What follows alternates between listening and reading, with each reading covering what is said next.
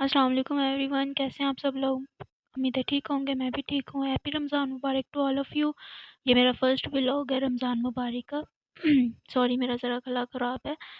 तो सबसे पहले मैंने सहरी की, अपना खाना खाया। खाना खाने के बाद मैंने अपने लिए बनाई लेमन ड्रिंक, जो कि बहुत ज़रूरी थी, क्योंकि उसके बाद रोज़ा था तो फिर कुछ ना खा सकते हैं ना पी सकते हैं। तो इस वजह से मैंने सहरी टाइम ही अपने लिए ड्रिंक बना ली थी। उसमें शहद डाला नीम गर्म पानी में, और लेमन डालकर मैंने अपने लिए ड्रिंक बनाई। उसको पीने के बाद मैं सो गई थी। नमाज़ पढ़ने के बाद जब मैं उठी हूँ तो पापा ने बोला कि बाज़ार जाना है, सामान लेकर आना है कुछ। तो बाज़ार गए हम। बाज़ार से आने के बाद हमने बनाई टिक्कियाँ। मामा ने सामान बनाया हुआ था, मैंने नहीं बनाया था। तो मामा ने सामान बनाया, बनाकर फिर हमने उनको अच्छे से फ्राई किया। फ्राई करने के बाद इफ्तारी का क्योंकि टाइम हो रहा था, तो इस वजह से फिर जल्दी जल्दी काम कर रहे थे, ताकि इफ्तारी टाइम से हो सके और रोज़े के टाइम हम इफ्तार कर सकें। उसके बाद मेरी मम्मा यहाँ पे फ्राई कर रही थी और मैं उनकी हेल्प भी कर रही थी, साथ वीडियो भी बना रही थी।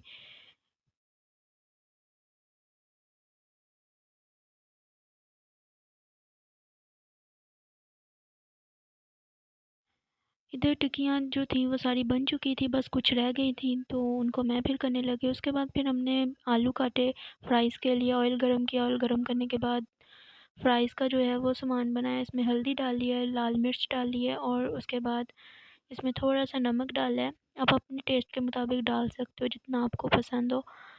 तो हमने अपने हिसाब से डाल रही हैं चीज़ें, ठीक है। उसके बाद सूखा धनिया जो होता है वो ऐड किया है। ऐड करने के बाद उसमें डाला है हमने गरम मसाला और बेसन। आप कॉर्नफ्लोर वगैरह, मैदा वगैरह जो आपको पसंद हो आप डाल सकते हो।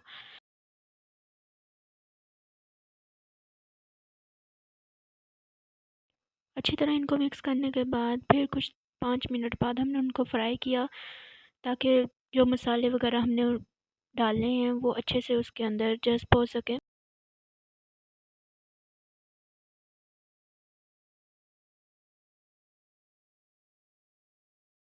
इधर आ गई मामा फ्राई कर रही थी, मैं पानी भरने लग गई। मामा ने बोला था कि पानी भर के फ्रीज़र में रख दो, ताकि ठंडा हो सके।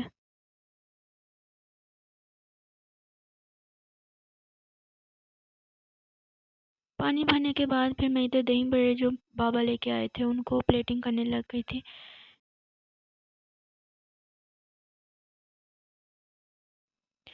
ये जो इनकी चटनीज़ वगैरह होती हैं ये बहुत मज़े की होती हैं। मुझे तो बस यही बहुत पसंद है, इसी वजह से मैं बाहर से मंगवाती हूँ।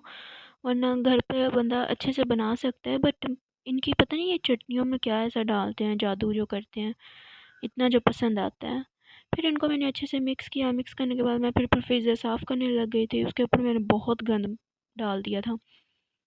तो उनको अच्छे से मैंने पहले साबुन वाले कपड़े के साथ साफ़ किया, फिर उसको सूखे कपड़े के साथ साफ़ किया, ताकि अच्छे से साफ़ हो सके। वरना मम्मा बहुत डांटती हैं वैसे, क्योंकि गंद डाल देती हूँ तो वो फिर गुस्सा करती हैं। फिर इधर उधर मैं इनको कर रही थी, करते हुए फिर मैंने सफाई की अच्छे से। सफाई करने के बाद इधर मैं टेबल वगैरह साफ़ करने लगी थी, जो जिस पर हमने चीज़ें रख कर रोज़ा इफ्तार करना है। उसके बाद चेयर साफ़ की। चेयर साफ़ करने के बाद मैं चेयर को लेके आ गई थी टेबल के आगे, ताकि जिसने आकर बैठना है वो बैठ सके। फिर उसके बाद मैं इधर आ गई थी फ्राइज़ को देखने के लिए। मामा कोई और काम कर रही थी, तो मैंने सोचा कि चलो मैं ही देख लेती हूँ, इनको कहीं जल ही ना जाएंगे। बहुत मुश्किल होती है सब वैसे अफ्तारी का जो सामान बनाना होता है ना, तो इस वजह से बहुत भागा दौड़ी करनी पड़ती है। फिर इधर टिक्कियाँ बनी हुई थी, और मैं फिर इधर आ गई। पापा खजूरें लेके आए थे, उन्होंने बोला कि इसको धो दो धो। धोकर मैंने इनको टेबल पे रखा। फिर मैं ऐसी चीज़ें रखती गई जो हमने रोज़े इफ्तार में खानी थी। तो ये चटनी बनाई हुई थी मामा ने, बहुत ही डिलीशियस बनी हुई थी। तो मामा ने कहा कि इसको डाल दो में। इसको प्लेट में डाला और पानी का जग जो था वो रखा। फिर उसके बाद टाइम हो चुका था रोज़ा इफ्तार का। सब ने रोज़ा इफ्तार किया खजूरों के साथ, और फिर यहाँ पे मैं दही बड़े अपने रख रही थी।